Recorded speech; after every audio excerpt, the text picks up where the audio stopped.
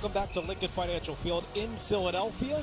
Along with Ken Dunnick, I'm Dave Leno. East Carolina getting set to take on Temple. You see the players, coaches, and support staff have come out of their respective locker rooms onto the field, warming up. As you see Temple going through some offensive sets here, as the Owls getting set to take on the Pirates, which would be another meeting in the series between the two, the 18th overall. Let's take a look at the two coaches. We'll begin with Mike Houston, is in his second year at ECU. This is the 20th game under Houston and his staff since being named head coach December 4th of 2018. He's changing the culture within the program, trying to get back to the heyday of Pirates football reminiscent of the 90s. He's the former coach at James Madison, where he racked up a ton of success, including winning the 2016 FCS national title. I know, Ken, you called many of Houston's games when he was at JMU, where he had a lot of success, and looking to do it here in the American Conference with ECU. Oh, yeah, you could tell that Mike Houston was destined to coach an FBS program. He ran such a tight ship at James Madison and, provided them with a national championship and came up short in the next championship game. So Mike Houston is a quality guy, and he'll do a good job here at East Carolina. This team's coming off a 38-point loss at number 7 Cincinnati, who's having a fabulous season under Luke Fickell. 4 turnovers last game through 3 interceptions and 1 fumble, so looking for a different result on the road today against the Temple Owls, whose lone win, like ECU, came against South Florida. Temple will be in the cherry uniforms. ECU will be in white on the road.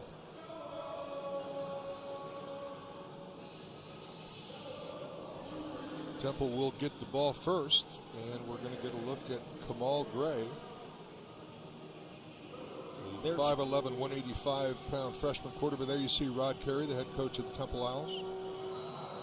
Been through it all this year for Rod Carey. 2 of his top 3 wide receivers are out, along with Picozzi and Klein, and the slew of players we told you due to contact tracing as well. So Temple will get the football to start our game here. One of the best kickers, not only the American, but across the country, and Jake Verity will kick off. And after a 50-minute delay, we are underway as this will sail into the end zone, and Temple will get it at the 25-yard line. And the big story, in addition to our delay coming in, is Kamal Gray, a freshman walk-on, will be making his first career start. It's his first ever game action because Matt Duncan, Ken, who was supposed to start, is out for today, suspended due to a violation of team rules. So Gray has the keys to today's game. Tremendous opportunity for this young man.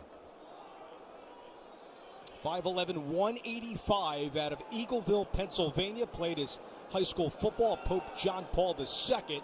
And you're going to see them do this throughout this broadcast. Tavon Ruley with the carry. Ken, they're going to stick to the run game, helping out the younger Gray, and also try to wind down the play clock. Yeah, you're going to see offensive coordinator Mike Uramovich try to lengthen the game, try to protect this young quarterback. You're going to see a lot of runs. If he does throw the football, it'll probably be screens and quick slants. You don't want to risk injury, because if he gets hurt, now we're down to Brandon Mack, who's a wide receiver, going to play quarterback for the Owls. Again, Randall Jones and Jaden Blue are out due to injury. Second straight run for Ruley. Gets a good block in front by Ngugu and company. Met by Xavier Smith. It'll be 3rd and short here for Temple. It's interesting. We don't know if and when East Carolina got the news that Matt Duncan wasn't going to start. The Temple Owls thought that Duncan may have had the strongest arm of all of their quarterbacks. So now the game plan for East Carolina defense will probably change now that Gray's in the game. It's a pickup of 7 on the play. 3rd and 4 here for Temple. Lost the last 4 games. It's the final 2 games at home next week. Their matchup slated for Cincinnati. It's a fake on the jet sweep to Mack, and Mack actually is going to get it, but wrestled down by Bruce Bivens, and it will send on the punting unit here for Temple, and Adam Barry will come onto the field at a 3-and-out stand for ECU's defensive players. Normally you would think punting is a disappointment to the coaching staff, but on the call this week, they were talking about how punting may not necessarily be a bad thing. They don't want this young quarterback to make a mistake on their end of the field. So go ahead and punt it away and let their defense do the job. And this is an area of the game, as you see, Tyler Snead is back deep to return. That Temple wants to get better on special teams. Snead has it with one hand on a couple hops. Room to work across the 40-yard line. And Snead tripped up at the 45-yard line by Jarman on special teams. We'll step aside here. We'll see the ECU offense come onto the field in Philadelphia in just a moment. Dave Leno, Ken Dunnick, and our entire ESPN crew in Philadelphia after a 50-minute delay. Temple went 3 and out, so ECU's offense will come onto the field. It's a team you're going to see a lot of 11 personnel. Ken, they're led by Holton Ahlers. He's a junior from Greenville, and he's put up a ton of great numbers, but last game threw for under 100 yards and 3 interceptions. There's under 100 yards against Cincinnati for the first time in his career. 7th in ECU in career passing yards. Rajay Harris is in the backfield against the first carry. Gets all the way past Wilson and close to the 42-yard line on a good start here for ECU, met by Alex Odom of Temple. Harris comes in with some gaudy statistics, averaging almost 5 yards a carry for the Pirates offense this year. Harris will shift to the left of Ahlers. Get it again on a read option. Room to work here for Harris. Across the 30-yard line again. Brought down by Ware of Temple. MJ Griffin also there as well on the big game. Harris is 4th in the conference in rushing. Last game at 84 yards and a touchdown against Cincinnati. They'll stick it with Harris. Good move to the outside. Past Odom again for a couple.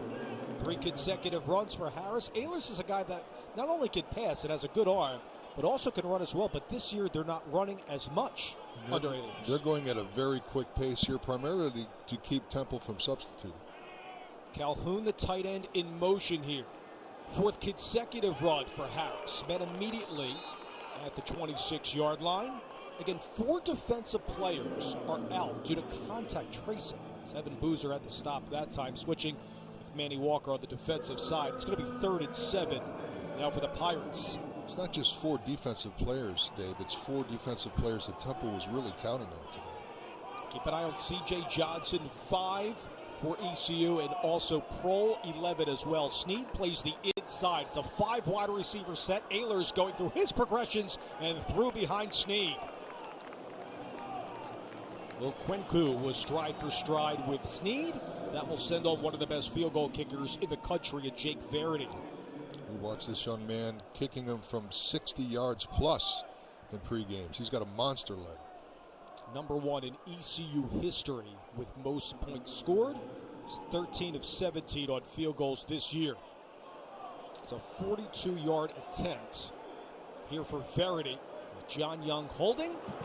And Verity's kick is blocked. It's a good stand for Temple here on special teams yet again. An area that Rod Carey and his group wanted to see improve. They're getting it under their head coach, Rod Carey. Their special teams coach, Brett Dearson, with a fabulous stop as you see Boozer celebrating. What a stand there by Boozer. Let's take a look if we can. Look like, was it 69? Boozer got a hand on it. In any event, that's a great stop for Temple's defense. Blocking that field goal, keeping East Carolina off the board early. Now let's see if the offense can respond. 6 minutes to go in our first quarter at Lincoln Financial Field. No fans in attendance for this one due to new restrictions in the city of Philadelphia. And Temple's offense back on. Gray handles the high snap to Rulli again, running on that right side of the line. For a couple here for Tavon Rulli, the number 1 back, as Ken mentioned. We'll see a slew of 4 backs today. Expected to see them with Sadie. We saw Neely earlier, and also Kyle Dobbins is their home run hitter. That time they brought up safety Sean Dorso in a safety blitz. Almost got to the running back. Juan Powell playing in that safety spot along with Dorso, who's a sophomore from California. He's played most of the snaps this year in that secondary. Corners have been solidified with Fleming and also McMillan. And a short gain here for the Owls as well. Smith again with that protection along with Hickman, who came in, and Bivens on the start again. Good to see Bivens back in. He was called for targeting in the first half of that Cincinnati game. Had to sit out the rest of that one because that call was administered in the first half. He's back and starting for ECU on the defensive side. Again, you see Temple taking their time, chewing up as much clock as possible, shortening up the game. And what you're seeing from the East Carolina defense, Blake Harrell, defensive coordinator, really crowding the box, making him want to throw. Gray again looking for Barbone on the far side of the field. Stride for stride with him was Jaira Wilson. It's going to be another 3 and outs for Gray and this Temple offense. Barbone's going to be a focal point again without Randall Jones, out due to a rib injury, an ankle injury sustained to Jaden Blue. He's done as well. So we'll see the dangerous Snead, who's had 2 terrific punt returns after a couple of hops today. Barry again for the punt. Again, this is planned by Barry on one big hop. It's Snead from the 33-yard line. Makes one miss to the outside. Snead finally pushed away by Fox. So it's special teams coverage for the Temple X. Boy, if I'm running the Temple special teams, I'm going to have Adam Berry kick that ball more near the sideline. They've pretty much kicked it rugby style right down the middle of the field, and Snead is just too dangerous every return back. The staff under Rod Carey been through a lot, playing their 5th different quarterback this season today in Gray, but he's been through situations like this in 2015 in Northern and also in 2016 at NIU as well when they had Jordan Lynch. Mitchell's in the backfield yet again. Ehlers is going to throw, far side of the field. Catch is made. C.J. Johnson is first and stays in bounds. Johnson is gone as he beats Elijah Clark for a touchdown. There is a flag on the play, though. They might get Johnson for a push-off. We'll see. Flag's at the 37-yard line. Our referee today is Hank Johns.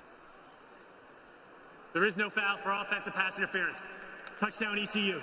And C.J. Johnson has his first touchdown in the last 3 games and his 5th on the team. It's good for a 60-yard pass from Ehlers to Johnson. Watch the adjustment to this football C.J. Johnson makes. He's able to fight off the defender. They pick up the flag, and he takes it down the sideline for a touchdown. C.J. Johnson is a home run hitter. He hasn't necessarily shown it that much this year, but he's a big-time receiver. Verity trying to get one successful here on the road. 0 for 2 on field goals so far. His first PAT is true.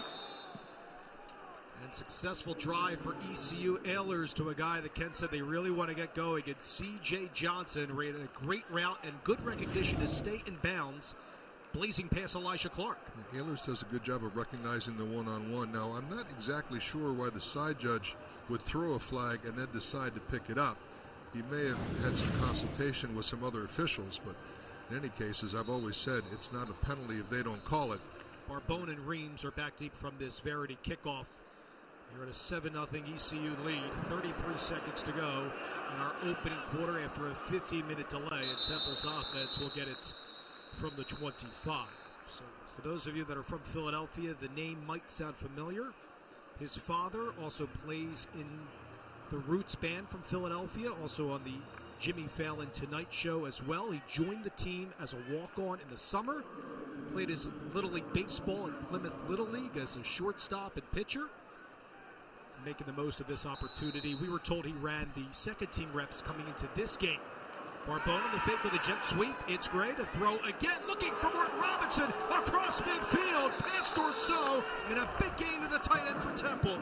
Exactly what I said the series previous to this. They're wide open for the play-action pass. They're stacking the line, anticipating the run, and right there you can see a perfect strike by Kamal Gray, his first big completion of the day.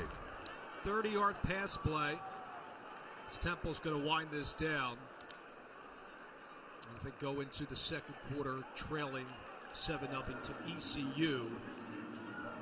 And trying to get a lot of the pressure off the shoulders of their freshman, Kamal Gray. That will do it for our opening frame in Philadelphia. We had a 50-minute delay to this one due to a potential COVID case as a Temple player was taken to campus for an antigen test. But we have played, and through 15 minutes, Snead has looked really good on special teams. Verity 0 for 2 kicking, including one block by Boozer and a 60-yard pass play. It's Johnson from Ehlers. ECU leads 7-0 over Temple in Philadelphia. Started the second quarter in Philadelphia. A lot of celebration by C.J. Johnson. Just caught a 60-yard TD grab from Holton Ahlers, and ECU enjoying this 7-0 lead.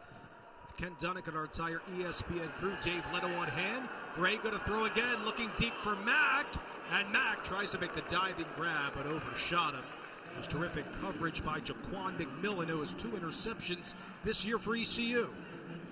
Hey, I'm really impressed with the way Kamal Gray is able to throw the ball down the field. He's showing, to me, above average arm strength. He also recognized the one-on-one on the outside. And Temple staff told us coming into the game that Gray, who's now 4 of 7 for 34 yards, was backing up Duncan, who's out for this game due to a violation of team rules, that Duncan had the strongest arm on the team as the 4th quarterback. It's Ruley, gets a hole on the left side and a push by Mack, and it's a run of 13 for Tavon Ruley for Temple.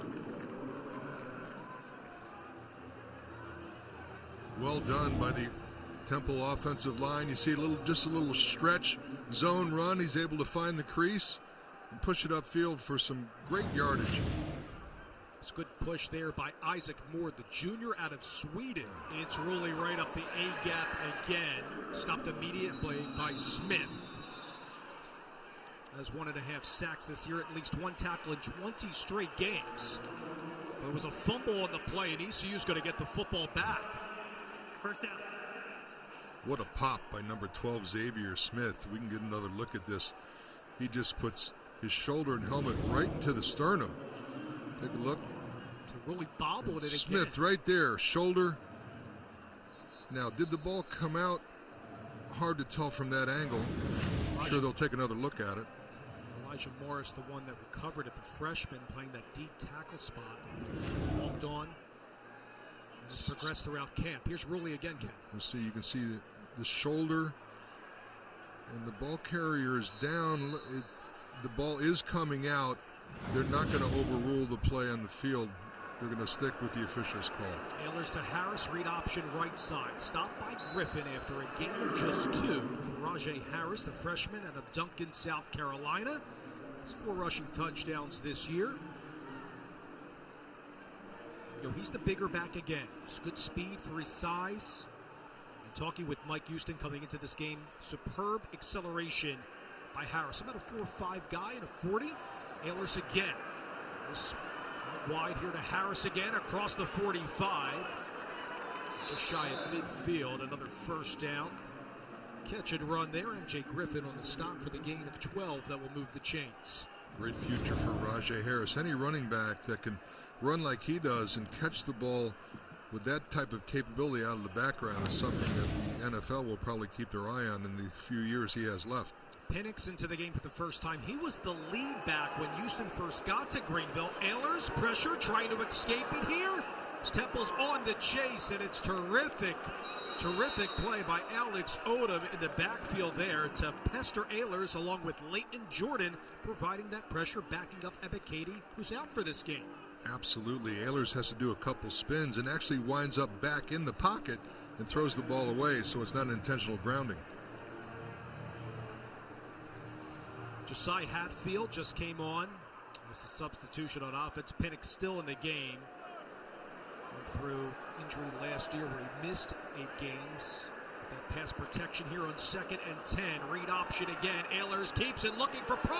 It's tipped and intercepted by Temple's McGee. McGee has blockers in front across midfield. Ahlers trying to catch him. He won't. And it's McGee who has the pick for the outs. Boy, if you're Temple, you love to see the fight in these undermanned Owls. Minutes before the game, they lose another 4 starters on defense. Good job by McGee to pick up that deflected pass. He's got a convoy in front of him. Brings it down the sideline, and Temple is in business deep in East Carolina territory. Officially 44 yards after the interception by McGee. The redshirt freshman has been all over the linebacking core for this team that's battled injuries without Isaiah Graham-Mobley. Rigby is back for Temple, but McGee is also lined up at the Bubo spot too. Gray's going to throw, looking for Mack on the slant, but he's pestered there by Fleming, who comes up with the tip. That's a big-time deflection there by Fleming. number 4 for East Carolina. Has a famous cousin in the NFL, and Eric Berry. It's 1 interception this year against Navy. Neely stays into the game for the Owls with Gray. We're showcasing a lot of great mechanics here. Ready, going to keep it with Neely. Ready to go that right side of the line and inside the 15-yard line for an assist. Neely stopped by Jawan Powell. Well, we said you were going to see 4 Temple running backs get action today, and Neely makes the best of that opportunity. I believe that's his 2nd carry of the day, but certainly his best one thus far. The 3rd down here for the Owls. Read option again. It's Neely running right up the gut. Couldn't get that push from his O-line.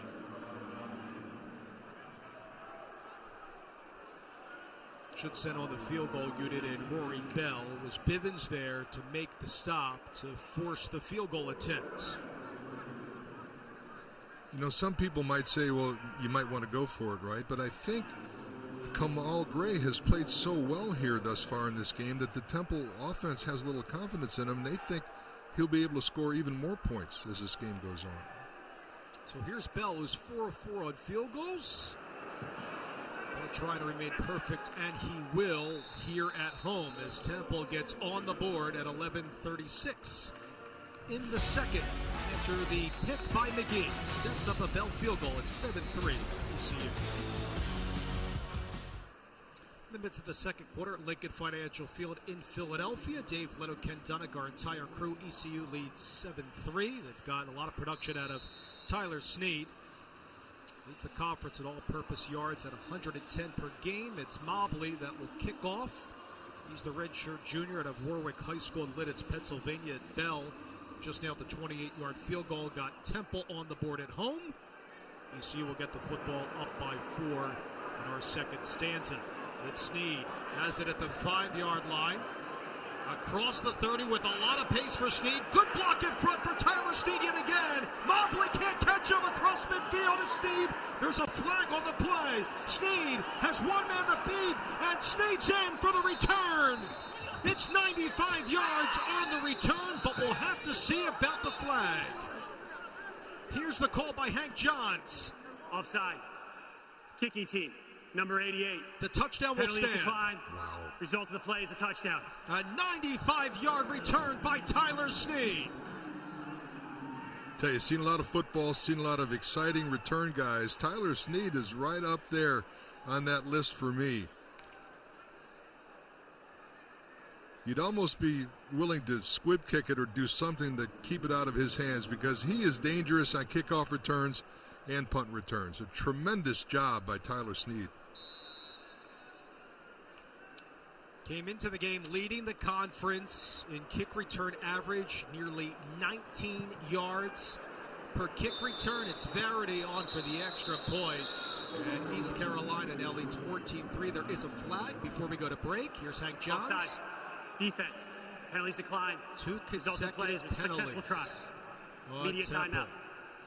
We'll step aside here, but how about ECU gets a late touchdown to end the first quarter by Johnson, and Tyler Snead, who's been fantastic throughout this entire game, past Mobley and company. Snead with a 95-yard touchdown return off the kickoff. 14-3 Pirates. Back in Philadelphia here in the second quarter, Tyler Snead at a 95-yard kickoff return for a touchdown, the second in his career.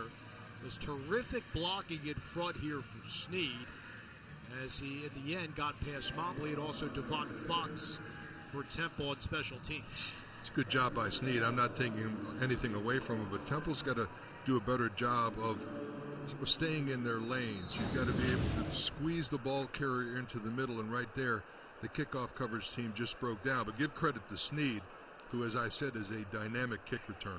Last one was last year against UCF for Snead. 95-yard kick return yards. And he has been fantastic for ECU throughout this season. They're caught in the end zone by Barbone. Ball will come out to the 25-yard line for Temple yet again. Now, see them again in a lot of 12 personnel for Temple. It's 2 tight ends, Martin Robinson and Jarman, if they elect to go for it. And it's Rulli running on that left side of the line. A good push by Wisdom Quarshie, who's starting for the first time in his career. Redshirted last year. Nagugu's second consecutive start at the right tackle spot for Rod Carey. You remember the offensive line missing Hooper, Picozzi, and Klein, who have all played substantial minutes this year so far. And Moore, Nice, Perez, Quarshie, and Nagugu are handling those duties here today. 2nd and 8 now for Gray. Pass the whole way, rolling right, looking for Mack. Has it at the 35-yard line. Right before Bivens could get there, along with Malik Fleming. Mack, last year, this is a guy that had 5 100-yard games and 7 touchdowns. He doesn't have a 100-yard game this year. Now, there's some explanation of that, obviously, with the 5 different quarterbacks. But how about the O-line? A lot of different guys coming in. That 29 QB pressures allowed in 6 games. That's the 3rd fewest in the nation. If you don't have continuity in the offensive line, you're going to have a hard time protecting the quarterback. I don't care who it is back there. Another 3rd down here for Gray. Stepping up, gets past Wilson at the 35. He's going to try to run for it, and he's short by about 3 yards. Brought down by Smith. Temple coaching staff holding their collective breath there, hoping Gray doesn't get hurt, because if he does, Brandon Mack is going to come in the game as a quarterback. Trying to escape it here with Harris, and it's a good run past the 5-yard line. Led by Griffin and company, along with McGee. Some more breathing room for Holton Ehlers, for the junior, who was a legend in Little League Baseball for Greenville Little League, to be exact. And some thought that maybe that Ehlers would play baseball in college. He did talk with ECU's baseball staff about maybe doing that along with football, but just centering on his football as a junior. Left the gunslinger will keep it on the ground again with Harris. Good push in front. CJ Johnson, the ball came out at the end of the play. Boozer's there. I think the officials are going to mark this down on the run for Harris. Field. Possession the runner was down by First ECU. Getting good burst by Harris. And that ball was, take another look at that. Maybe that ball looked like it might have been wiggling there a little bit before he hit the ground. As a matter of fact, I think they're going to take a look. Give this a look. Here it is again. And let's give the replay officials some credit for actually blowing the play dead and taking a look. To me, that ball is starting to come out before his shoulder hits the ground. In my opinion, they're going to reverse the call and call that Temple football. The ball came loose before the runner was down.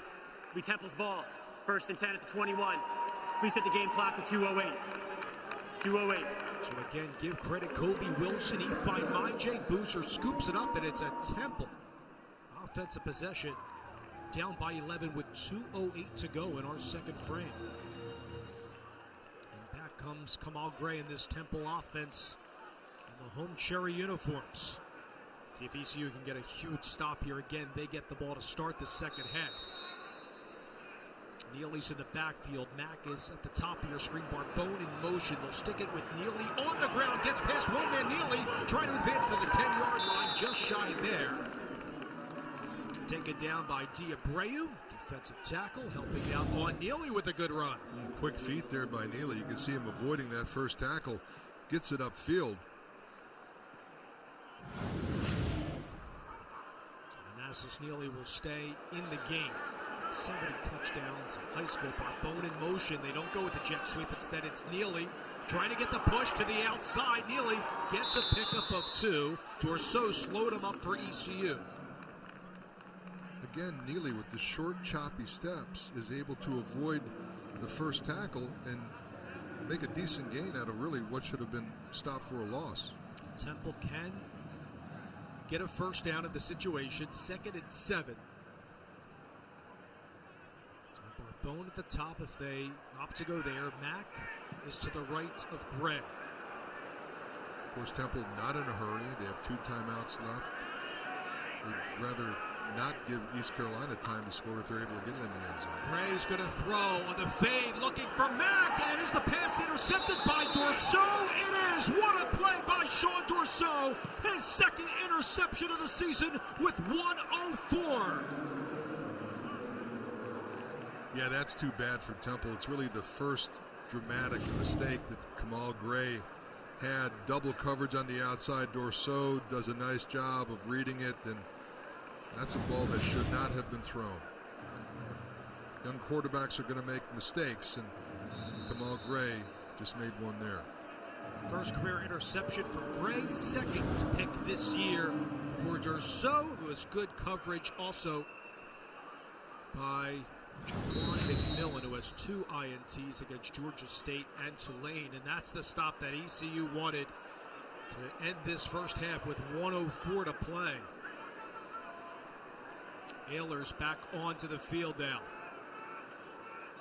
It's Mitchell, the carry bouncing to the outside pass. Griffin, Mitchell, biggest run of the game for ECU. She's slowed up there by MJ Griffin for Temple. It's a gain of 34 for the freshman Mitchell. Take a look from our end zone shot. Watch the great bounce outside, and now Temple loses leverage on that play. You've got to force the ball carrier back into the middle of the field, and they didn't do it that time. Good blocking by Fernando Fry, their center and company. Ehlers, play action, gonna throw, has a wide open Sneed right down the gun. Odom trying to catch him, he won't. Touchdown, ECU, and Tyler Sneed has his second touchdown of the game. That's good for 46 yards. Well, it's early, but if you're going to vote for the player of the game, right now it's got to be Tyler Sneed. A dramatic turn of events. Temple gets the fumble. Looks like they're going to score going into the half. And East Carolina marches it right down the field on 2 big plays to take a fairly commanding lead here as we get closer to halftime. Verity on for the extra point. And that's good for ECU. Now lengthens their lead 21-3. There you see the star of the game right now. And Sneed over 200 all-purpose yards, and ECU is dancing in Philadelphia.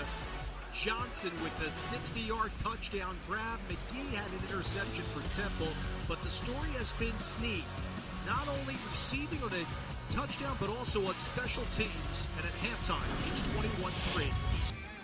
Here are the first half stats brought to you by Geico. Sneed has 2 total touchdowns in the game, all-purpose yards of 216. Ehlers has thrown 2 touchdowns, 1 to Johnson and 1 pick. Gray with a costly interception as well. He has thrown 53 yards in his first career start. We have seen 4 total turnovers in the game. ECU leads by 18 over Temple with former Memphis State and Philadelphia Eagles player Ken Dunnick and our entire crew. Dave Leno on hand. It's great to have you with us this afternoon. We started this game with a 50-minute delay. Kickoff was just after 12:50 Eastern Time. Sneed has been the star. If you're just joining us for ECU, 2 total touchdowns, 1 receiving, 1 on kickoff return for 95 yards. ECU will get the ball to start half number 2.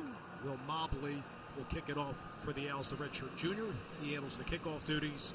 Bell handles the field goals. This will not sail into the end zone. We'll see a return by the superb Sneed. With blockers, it's Burnett in front, and Sneed still on his feet. And he gets up to the 25-yard line as he's met by Temple Special Teams Unit and Pogue there for the stop. So we'll see Holton Ehlers, who's thrown 2 touchdowns in the game, come back on here for ECU. The 2 big plays have cost Temple's defense. Again, George Reed, Arnold Ebiketie, Christian Braswell, Kamir Brown, all substantial players for the Temple defense ruled out right before the game due to COVID protocol. They're going to keep it on the ground here with Mitchell to start our third quarter. Hit immediately by Archibald. Also Jordan McGee, who has been at the Bubo position back at that middle linebacker spot. As Temple battling injuries and COVID protocol along with ECU, mind you. Several guys playing out of position. Ehlers today, 2 touchdowns, 1 interception by McGee. Past Boozer there, and he checks it down to his tight end, Lewis. That's Calhoun, actually, with his first grab, his 4th grab of the season. Met by the aforementioned McGee, and a 3rd and long here for ECU. McGee making his presence now very athletic on the outside, able to bring the ball carrier down one-on-one. Good work by Jordan McGee. C.J. Johnson, he's at the top of your screen, has just that 1 catch for a touchdown for 60 yards. 3rd and 11 here for Ehlers. Passing the whole way, looking outside in the route. Run perfectly by Prohl. Thrown into the Temple bench. Good coverage there by Chauncey Moore. And the missed opportunity by Ehlers. And they're 3 and out here. Bring on the punting unit and Young. At that time, Jeff Knowles, defensive coordinator for Temple, brings out a free safety blitz. Causes Ehlers to throw the ball a little bit prematurely and sets up an East Carolina punt. Young's handling the punting duties today. They split time between he and Larson in the Tulane game. Good hang time here to Erdman as the fair catch at the 25-yard line. So that will bring back on Kamal Gray. You know, Ken, you and I were discussing at halftime. After 30 minutes into his first career start, he's the 5th different quarterback to play for Temple. Just that one costly mistake with that interception to Derceau with, 1 minute and 4 seconds left in our first half. Yeah, I think overall he's actually played very well. He's 7 for 14, only 53 yards. They really have not had the opportunity to throw the football that often. Again, the one costly mistake was an ill-advised pass in the end zone near the end of the second quarter. And now it's going to be Brandon Mack who's going to be the quarterback. He's the grad student wide receiver. We were told he's the emergency quarterback, and he's going to run here in a wildcat across the 30. And Mack taken down after a short pickup here by Diabreu. So we were expecting Mack to perhaps get some time, and he's staying in the game under his OC, Mike Yuremevich. Yeah, Temple just trying to create something on offense, right? We'll hand it over to Mack and see what he can do. Remember, he was a high school quarterback at Cheltenham High School, the Philadelphia area. It's Neely. Stopped there by Chris Willis, the grad transfer from App State. Missed all of last year, recovering from an injury. We were told pregame that this may happen, and actually I saw Mack taking reps with the first team offense in pregame warmups. It looks like Temple's decided to at least give him a series or two here to start the second half. I saw Gray started this game looking on. Mack sticking with the read option here. He's going to keep it across the 40-yard line.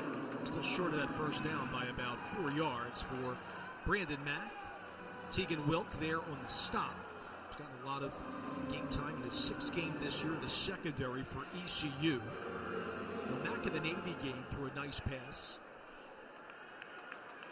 What a reverse. Good to David Martin Robinson. He's going to throw for the first time, and Sadie can't handle it. Should have been caught by Sadie in the first attempt by Mack. And it will send on Barry yet again. Yep, a little bit behind Sadie. I agree, Dave. I think he should have been able to haul that one in and turn it upfield. Could have given Temple a first down, but they're going to have to punt it. So Barry will come on to punt. He's had a long of 51 yards. Snead is back. Again, the one kickoff return for a touchdown. It's the 8th punt today for Barry. And despite the score, has kept this manageable in the game for Temple. Not a high kick at all here. Snead will let that bounce a few times. But it's a good Adam Barry roll for Temple. And down inside the 10-yard line for the Owls on special teams by Zay Baines. Temple offense. We'll see ECU come back onto the field after the 50-yard punt by Barry. Third quarter here in Philadelphia. Dave Little, Ken Dunnick, our entire crew. Mike Shute on the stats. Eric Hauser spotting, our great crew. Here in Philadelphia, Ehlers back onto the field. There's 2 touchdowns and 1 pick. Keaton Mitchell is to his right. For ECU, looking for their second victory this year. Lewis is in motion as a backup tight end. Ehlers rolling left the whole way. And we'll have this man Johnson, who caught the 60-yard pass. That's just his second grab in this game. Elijah Clark at the tackle for the Owls. Trips to the left, they roll out strong side, and Ehlers able to hit C.J. Johnson. C.J. Johnson had an amazing game last year against Cincinnati. 12 catches for 283 yards. Highest yard total was against South Florida this year. Good for 99 yards. Clark again on the stop on Keaton Mitchell. You know, we saw a lot of Harris throughout the start of this game for ECU running. It's been Mitchell lately in this 1-2 punch. Penix coming in on third down protection for Ehlers. And you could see why they have a young backfield that's very bright as to why Ehlers is not running the ball as much as he did in the last 2 years, where he's had 6 rushing touchdowns in each of those 2 seasons. He's going to run here, though, across the 30, and here's Ehlers with the speed. He has daylight between the hashes for Ehlers, still on his feet across the 20-yard line. Can Ehlers get there? And he's just shy. Touchdown, Ehlers. He stays in. Wow. It looked like he stepped out of bounds at the 1-yard line. That's his first rushing touchdown of the season. It's good for 76 yards. The big man rumbling down the field, 6'3", 228. He's able to avoid the immediate rush and then takes it down the field. It's under further review. Now, he does a little Russell Wilson here at the end. Watch. He's going to head towards the sideline. He's going to stick the ball out over the goal line. He may have stepped out right before that. He makes an effort. But anyway, what an impressive run. The runner stepped out of bounds with the ball at the half-yard line. The ball will be placed there. First down, ECU. Again, it's hard to say. He looks like he's out. Where's the ball right there?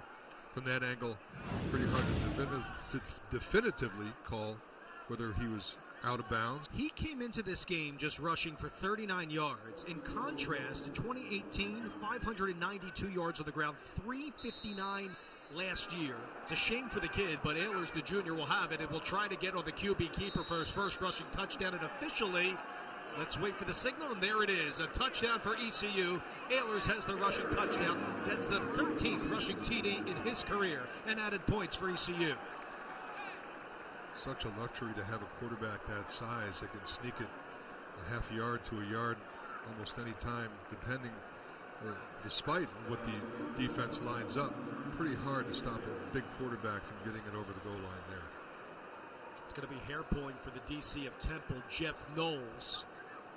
Will send on Verity for the extra point. And that kick is through after starting this game 0 for 2 on field goals. But Verity, one of the best kickers in FBS, has to love the start by Mike Houston's team in Philadelphia with 11:05 to go in our third quarter. ECU with a healthy lead, and it's Ehlers after a 75-yard run after review. He was short, that sneaks it in for a touchdown for the Pirates.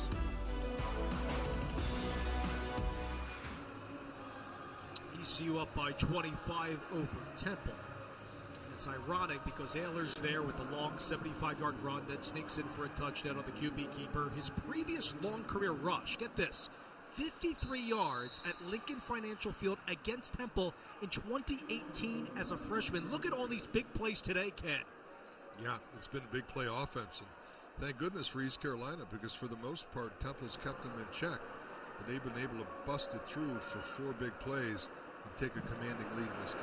We thank Tom McClellan of ECU for that. Bone is a yard into his end zone, so Temple will have it at the 25 of the Gray will come back on instead of Mack. They're going to run it with Neely. This is a terrific read by Bivens at the 11-yard line. What a first step by Bruce Bivens. Well, it's kind of like chum in the water now for the East Carolina linebackers. They realize that there's not much of a passing game going on for Temple. They're keying on the run almost every down, and Bivens is a very active linebacker. See Barbone, they look to get him more involved. He's really that 4th guy in the personnel package for Temple, receiving-wise. Of course, when Randall Jones and Jaden Blue are healthy, Gray is 8 of 16 for 64 yards and a pick. Neely's in the backfield behind Gray. Play action, Gray going to throw the slant. Has Mack across the 30-yard line. He beat McMillan. It's a big first down. Mack now goes from quarterback to wide receiver, his normal spot.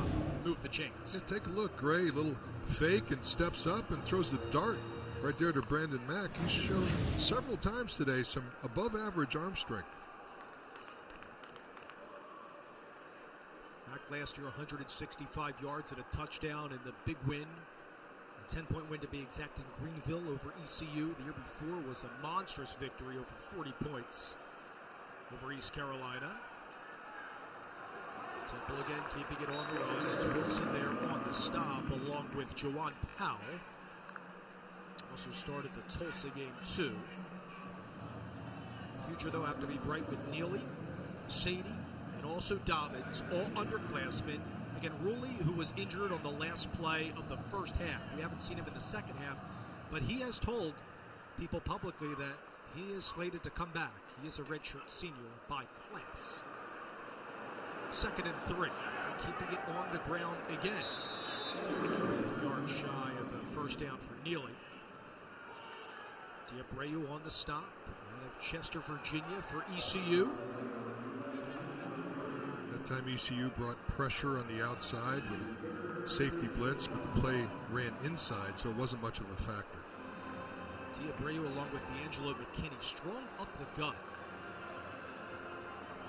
And Rod Carey said that this Temple team has to win the line of scrimmage, especially with a lot of their players out due to COVID protocol and injury. Temple 2 of 13 on 3rd down, and it looks like Neely's going to have it for a gain of 2. That will stop the clock momentarily to move the chains. Wilson there for the stop, but not before the first down.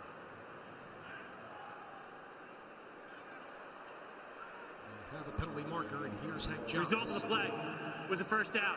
After play was over, personal foul, unnecessary roughness, number 62 of the offense. 15-yard penalty, first down Temple. That's on C.J. Perez, and the staff is not going to like that one bit. No, you want to keep your poise here. It's been a frustrating time for this program at Temple football, and he's going to come out of the game, and he's going to be talked to by the Temple coaching staff. You don't want to lose your cool, and C.J. Perez, who goes back to Rod Carey, Northern Illinois, is hearing it right now. So it looks like Leon Pinto is now going to replace him at center. Against Sicily is out. He's normally their backup center.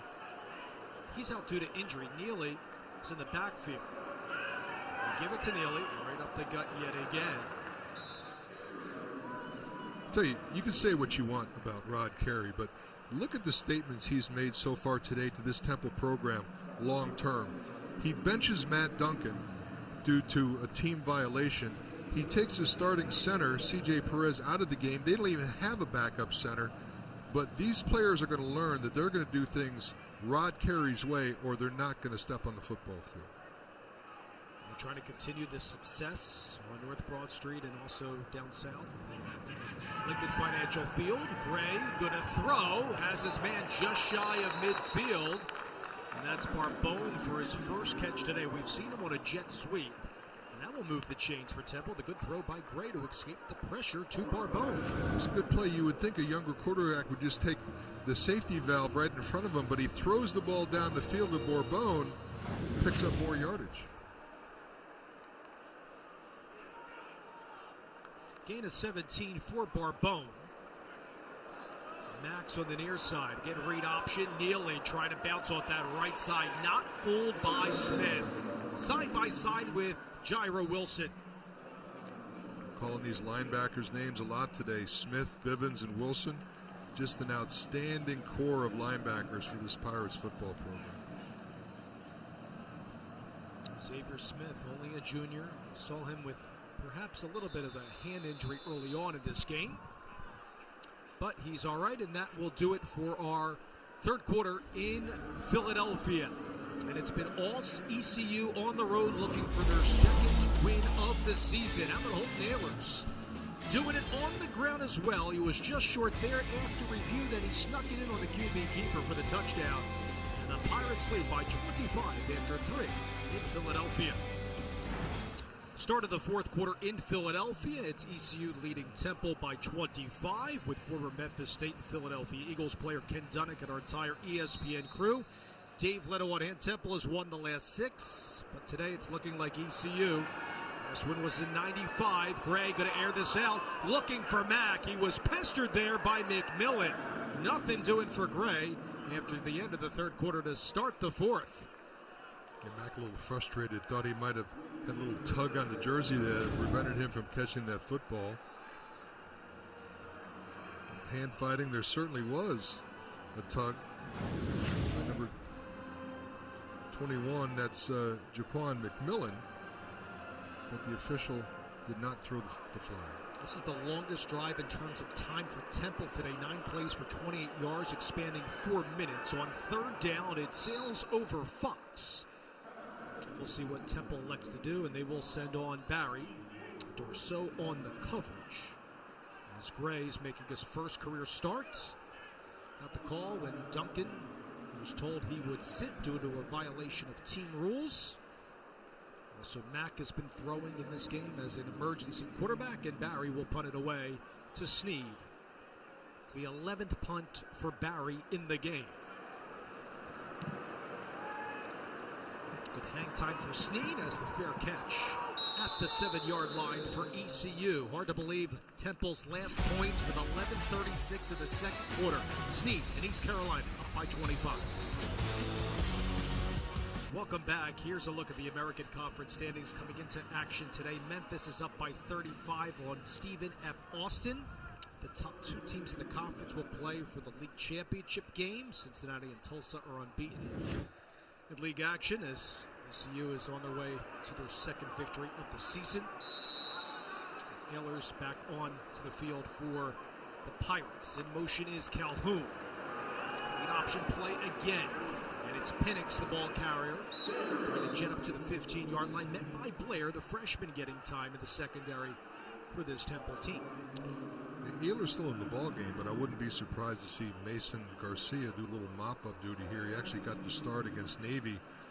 Very athletic kid, 6'5", 238. You may see him later in this game.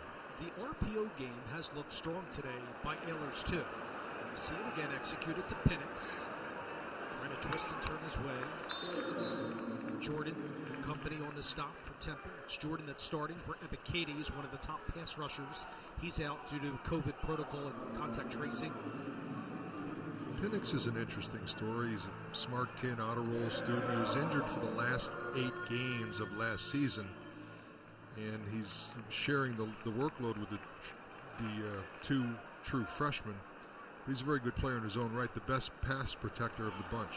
And on cue, they're going to give it to Penix right at the summit. I think he has the first down here. Gets a little push past Wilson, thanks to Fry, his center. I'll tell you, this offensive line, we mentioned a lot of the change for Temple, but Avery Jones has looked good when he's pulled out for the left guard spot to help the right side with Bailey and Malovic. Justin Chase also we've seen in action today. It's a great shot by our crew there. Look at Chase at that right side of the line. He came in as, at least on the 2 deep, starting at the left tackle spot. So all that change on that line. It's Penix again. Provides that veteran leadership. He's a junior, and when Houston got the job in Greenville, he told us that Penix was the guy, but he was injured a lot last year. He missed 8 games to be exact out of Burlington, North Carolina. Nothing enhances a player's performance like competition, right? This is a crowded backfield with 3 quality backs for East Carolina, and each one of them wants the playing time. They know they have to produce. 2nd and 2, first down run. Penix again trying to leap over one man, and he will over Blair. Kobe Wilson as the last tackle. Shows you what Penix can do on a dime for ECU. He'll come out, and Harris will come back in for Ehlers and company on offense. But as far as a game manager, and we've seen some good ones this year. Obviously, Russo's been out, injury and COVID protocol. Shane Buechele comes to mind for SMU. It's Mitchell on the carry. Temple's going to get in a slew of backups into the game as well. Jordan makes the stop, pinning down Mitchell there. They say he has great vision and feet on this team. You can see he's smaller in stature. He had 4 straight Georgia Class A private school titles. In his prep career, he's going to keep it on the ground. Helping out was Calhoun on the block for this ECU team offensively. It will be a 3rd and long for ECU. I see a lot of Temples, 3 and 4 deep at each position, are going to come into the game too. Along with Baggs playing up top and Clary getting time. Get these guys reps. Penix into the game here with 4:25 to go. From the 35 of the Pirates. It's going to be a run the whole way with Ehlers. Needs 2 more, and he's going to be about 2 yards shy, maybe 3 of that first down marker. They'll send on their punting unit here for the Pirates. Ken, as far as a game manager, where do you put up Ehlers in the midst of this American Conference, just on the games that we've called throughout this year, because he seems to do a remarkable job on the RPOs? Yeah, he's a smart guy. He's obviously skilled and athletic. Quarterback of that size, being able to take it 75 yards to the 1 yard line. He's got good speed, good arm strength. According to Mike Houston, he needs to work a little bit on his decision making, but as a game manager, I think he's pretty good. Erdman with the fair catch at the 20-yard line after the punt by Young. Temple's offense will come onto the field with 3:40 to go in regulation after this timeout. Continuing the fourth quarter in Philadelphia, 3:40 to go. Temple's lone score is a 28-yard Rory Bell field goal back in the second quarter. And they're going to keep it on the ground with Dobbins. A couple extra yards there up to the 20-yard line. He scampers for this Temple team. Good stuff up front by Johnson and company. Chris Willis has had a strong game from the outset along with Elijah Morris. Fizan, when he was in off the edge, was superb for Blake Harrell. Has to be pleased with the effort from his team. That is Rousseau interception in this game too. McGee's had an interception for that matter on the Temple side. 3 minutes to go. Reams in motion. They fake the jet sweep. And they keep it on the ground with Dobbins on the outside, but not fooled by Jaquan McMillan. Second time in a row, big number 56, Deonta Johnson in the Temple backfield. Just a lot of pressure amongst those backup linemen that are in now for Temple. So they'll get the call from the sideline here. Now for Temple fans that are wondering, we're told that Anthony Russo, their number one gunslinger, is expected to come out of COVID protocol on Monday. That means, likely, could see Russo starting the game against now number 7 Cincinnati next Saturday at the Link, which would be the final game of the regular season for Temple. Yeah, the challenge with these players coming out of COVID protocol is that Temple gets called for a delay a game there. You don't know what their cardio is like. Okay, they've been in Zoom meetings. They're up to speed as far as what's going on scheme-wise, but the coaches really don't have a handle on how well they've been able to stay in shape. So you don't want to rush a player out there too soon. As a matter of fact, earlier this season, David Martin Robinson probably could have come back and played one game. They held him out because they just don't want to put a player at risk. Again, all these guys can get an extra year of eligibility if they so choose, along with the upperclassmen that you think might leave. Russo has said publicly coming into the year that he would come back. And they're going to keep it on the ground here with Dobbins trying to advance to the 20. It's going to set up a 3rd and long.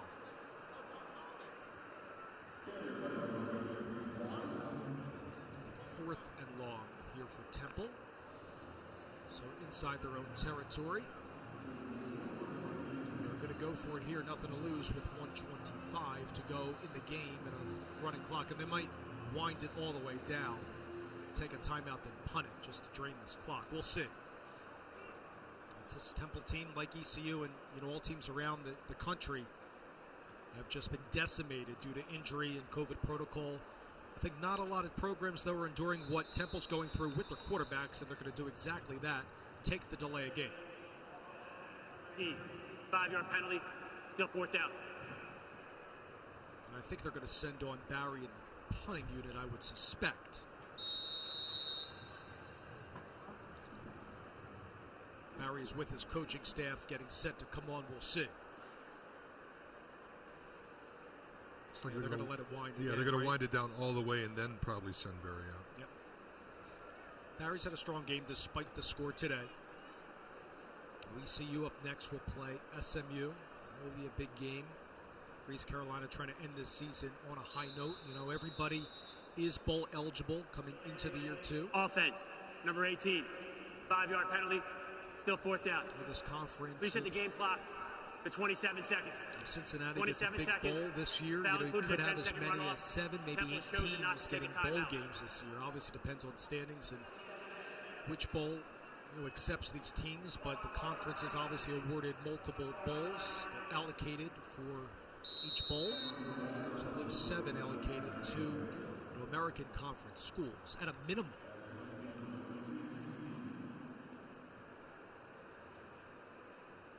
So 1 second difference between the play clock and the game clock here. So it'll be 1 second regardless for Barry, which would be his 12th punt. And I think they're going to call a timeout by Carey. Let's see.